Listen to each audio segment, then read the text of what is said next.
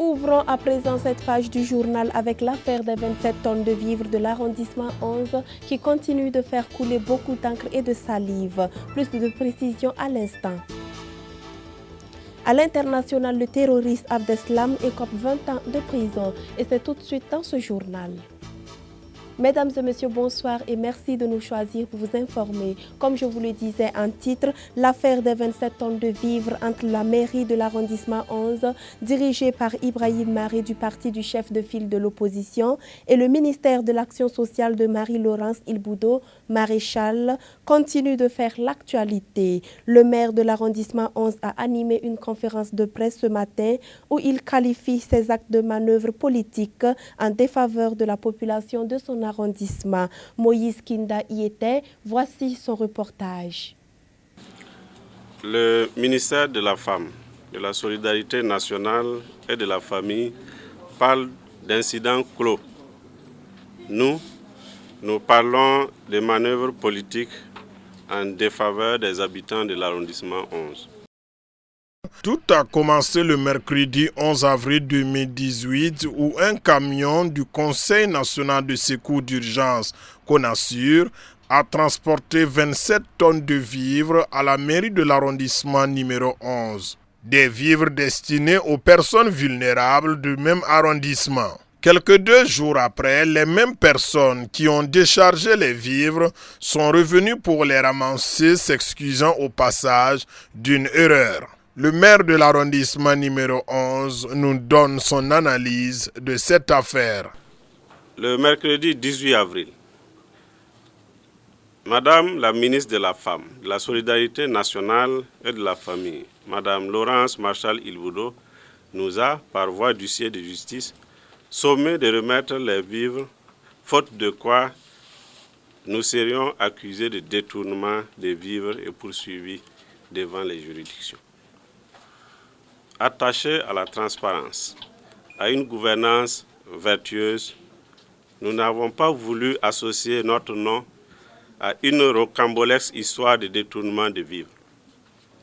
Nous avons donc pris acte de la mise en demeure et nous avons autorisé la remise des vivres. Mais cette affaire, qualifiée par le ministère d'incident et d'incompréhension, cache en réalité des manœuvres politiques ourdies par Madame la ministre Laurence Marshall Ilboudo. En fait, les agents du CONASUR ont fait leur travail dans le respect de la neutralité du service public. Toutes les aides publiques qui viennent dans l'arrondissement passent en effet par le service social, lequel a un répertoire crédible des personnes nécessiteuses. Mais tout porte à croire que Madame la ministre, après avoir été mise au courant que les vivres seraient distribués par une mairie gérée par l'opposition, a vu une opportunité politique à saisir. Elle a donc usé de ses pouvoirs pour reprendre les vivres et les distribuer à des personnes autres que celles recensées par le service social de la mairie de l'arrondissement 11. Du reste, une structure déconcentrée de son ministère.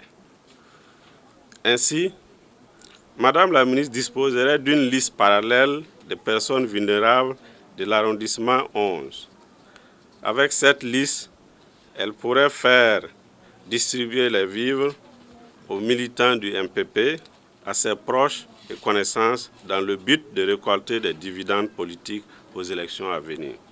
C'est cela le fond de l'affaire, mesdames et messieurs les journalistes.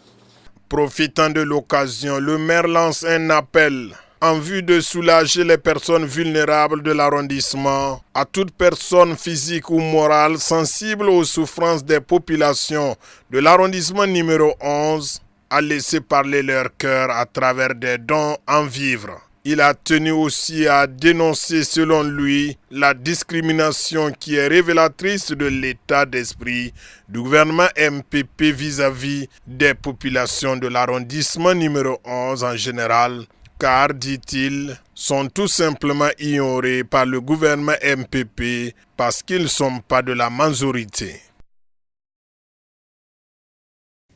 Le chef de l'État, Roch-Marc Christian Kaboré, a reçu ce lundi le président de la Commission des Affaires étrangères de la France, Jacques Moire. Il dit être venu parler d'une conférence prochaine des présidents des assemblées nationales des pays du G5 Sahel. Plus de précisions avec Delphine Banissi et Dieudonné Koumsaga.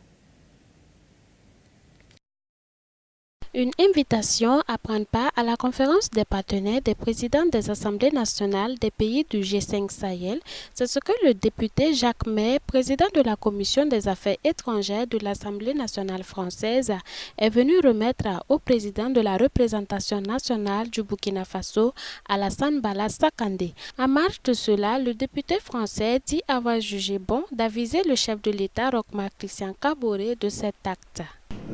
Il s'agit en fait d'une initiative qui est portée par le Parlement français, qui invite ses homologues du Sahel, du G5 Sahel, à un partenariat et une conférence interparlementaire sur le G5 Sahel. C'est une conférence qui aura lieu au deuxième semestre, et il s'agit de faire en sorte que les parlementaires de ces différents pays s'approprient beaucoup mieux ce que sont ces partenariats. Partenariat développement d'abord, bien sûr, et partenariat sécuritaire à travers la force de G5 Sahel. Vous le savez, ces partenariats sont majeurs pour les échéances des différents pays face aux difficultés communes que nous traversons. Ces partenariats aujourd'hui sont essentiellement perçus comme étant le fait des exécutifs et des ministères sécuritaires. Sécurité intérieure, défense, police, bien sûr.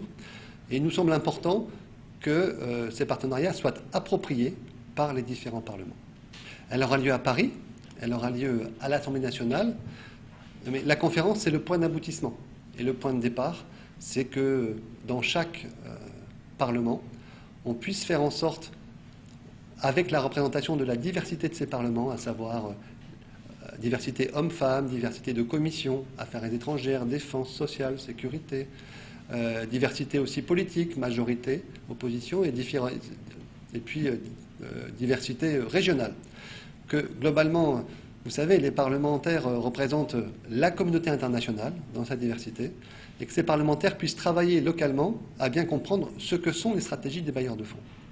Ce que sont les stratégies qui sont celles qui finalement conditionnent une bonne partie du financement de l'économie des pays du Sahel. Et de faire en sorte, ensuite, à partir de ce travail d'information, que nous puissions ensemble élaborer des recommandations aux exécutifs. Recommandations aux exécutifs et aux bailleurs de fonds que nous adopterons donc à Paris. Sur le plan international, ce week-end, il y a eu des bombardements en Syrie. Au même moment, le Conseil de sécurité se félicite. Plus de détails dans cet élément. La télévision publique syrienne s'en est largement fait l'écho. Tout au long du week-end, le régime a bombardé sans relâche l'un des derniers bastions de l'État islamique au sud de Damas, une zone où se trouve un camp de réfugiés palestiniens. Au moins 5 civils auraient été tués ce dimanche. Au même moment, le Conseil de sécurité des Nations Unies réuni dans la campagne suédoise se félicitait, à défaut de mieux, d'avoir eu une discussion apaisée. Il y a une semaine de forte tension, de grands dangers, et nous avons dû faire baisser la température.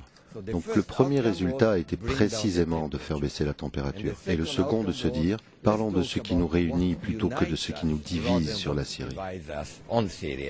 7 ans après le début du conflit syrien qui a fait plus de 350 000 morts, l'ébauche d'une solution diplomatique n'en semble pas moins, toujours hors de portée. Le tribunal correctionnel de Bruxelles, après jugement, condamne le terroriste Abdeslam à 20 ans de prison. Suivant.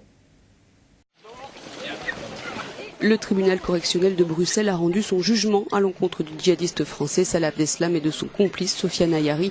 Ce matin, le tribunal a tranché tous deux reconnus coupables de tentative d'assassinat terroriste sur agent de police. Ils écopent d'une peine de 20 ans de prison, d'une amende de 12 000 € et se voient privés de leurs droits civiques pendant 10 ans. Le 18 mars 2016, 3 jours après la fusillade avec des policiers venus perquisitionner leur planque, Abdeslam avait été arrêté dans la capitale belge. Incarcéré en région parisienne depuis 2 ans, le seul membre encore en vie des attentats meurtriers du 13 novembre à Paris n'a pas été extrait de sa cellule pour entendre le verdict. Sofiane Ayari était également absent. Mesdames et messieurs, ainsi s'achève cette édition. Merci de l'avoir suivi. Je vous retrouve demain à la même heure et sur la même fréquence, bien sûr.